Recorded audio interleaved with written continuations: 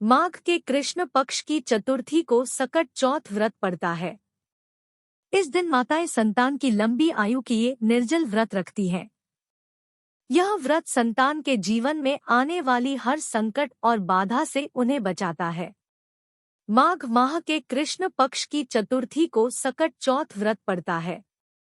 इस दिन माताएं संतान की लंबी आयु के लिए निर्जल व्रत रखती हैं। यह व्रत संतान के जीवन में आने वाली हर संकट और बाधा से उन्हें बचाता है। इस दिन संकट हरण गणेश जी का पूरे विधि विधान के साथ पूजन किया जाता है। इसे संकष्टी चतुर्थी और तिलकुटा चौथ भी कहा जाता है। इस दिन माताएं पूरे दिन निर्जल व्रत रखती है और शाम को चंद्रमा को अर्घ्य देकर व्रत का पारण करती है। शाम को चंद्रोदय के दर्शन कर पूजा में दूर्वा, शकरकंद, गुड़ और तिल के लड्डू चढ़ाए जाते हैं। दूसरे दिन सुबह सकट माता पर चढ़ाए गए पकवानों को प्रसाद रूप में ग्रहण किया जाता है। तिल को भूनकर गुड़ के साथ कूट लिया जाता है। तिलकुट का पहाड़ बनाया जाता है। कहीं कहीं तिलकुट का बकरा भी बनाया जाता है। पूजन कर सभी में प्रसाद वितरित किया जाता है। पूजन के बाद माताएं सकट चौथ व्रत कथा सुनाती हैं। मान्यता है कि सकट चौथ व्रत में बिना व्रत कथा सुने या पढ़े व्रत का फल नहीं मिलता है। ज्योतिष विद्वानों के अनुसार सकट चौथ का व्रत बिना व्रत कथा के अधूरा माना जाता है। इस व्रत को लेकर कई कहानियां प्रचलित हैं, जिसमें बुढ़िया माई की कहानी, भगवान श्री गणेश से जुड़ी कथा और माता पार्वती व भगवान शंकर आदि से जुड़ी कहानियां सुनी जाती है। यहाँ हम आपको सकट चौथ से जुड़ी 3 कहानियां सुनने जा रहे हैं, तो चलिए शुरू करते हैं। सकट चौथ की पहली व्रत कथा के अनुसार मां पार्वती एक बार स्नान करने गई।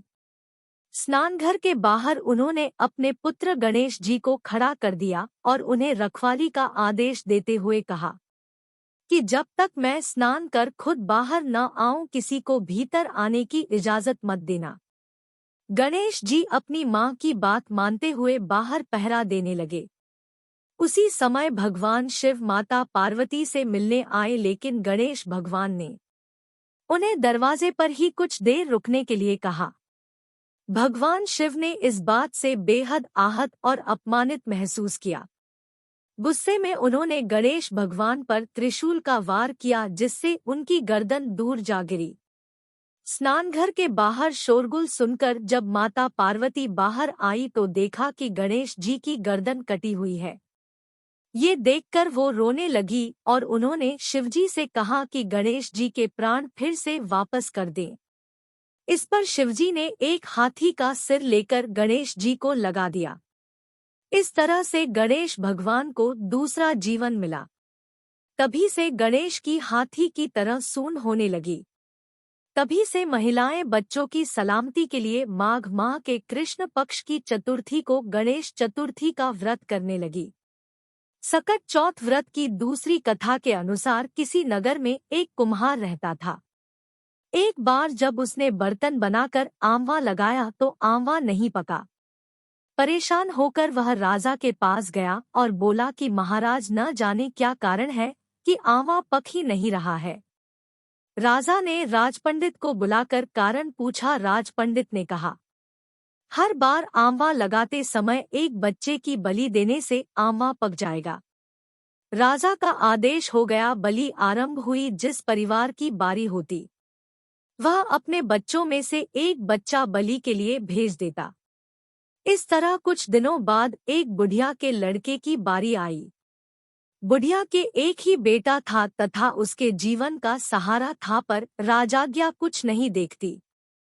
दुखी बुढ़िया सोचने लगी, मेरा एक ही बेटा है, वह भी सकट के दिन मुझसे जुदा हो जाएगा।